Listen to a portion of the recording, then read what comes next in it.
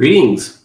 Let's continue on with our ambassador notes. Today we are on number 19. It's amazing we've produced so much material over the last years. Today I want to talk a little bit about Sufi Islam. A lot of people have heard that Sufi Islam is a very tolerant, welcoming, broad tradition within Islam, and that is true.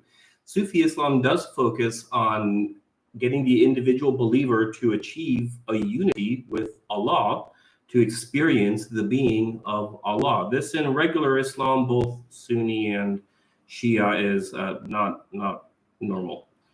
In the same way that most Christians would not say, "Oh, I have achieved a unity with God in my soul." This is something even if a Christian said, you would be like, "This is a little bit, a little bit odd."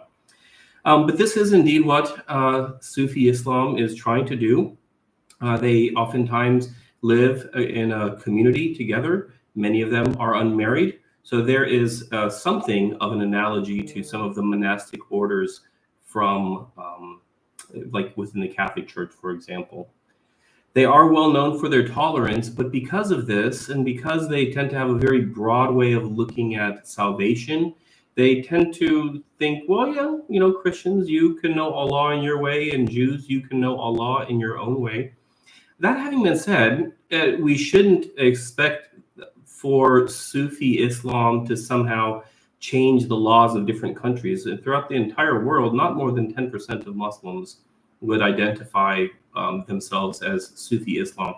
This is just not enough Muslims to really have a long-term, lasting, powerful effect on laws, which is unfortunate, but that is the way it is.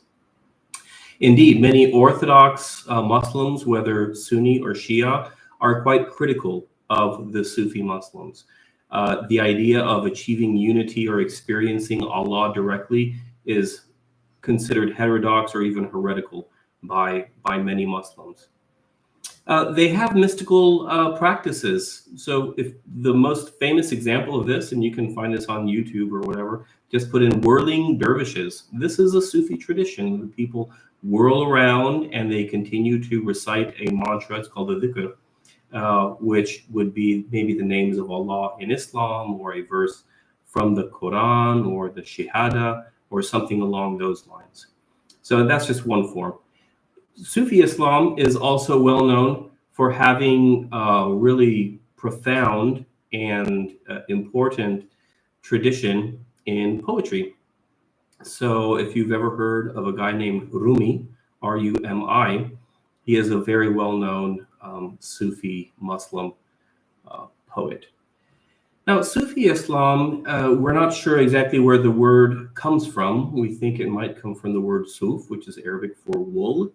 And we're not really sure about the origins historically of how Sufi Islam was born. One of the main theories, and this is a theory, this is a hypothesis, this is not something that we're sure, historically sure of, is that really it was an attempt to imitate some of the monastic Christianity that the early Muslims saw around them.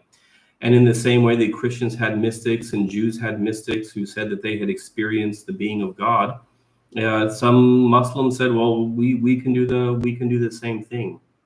So we think that might be where Sufi Islam came from. But again, I want to just clarify that Sufi Islam is not something other than Shia or Sunni Islam. Sufi Islam is a particular way of being Shia or Sunni.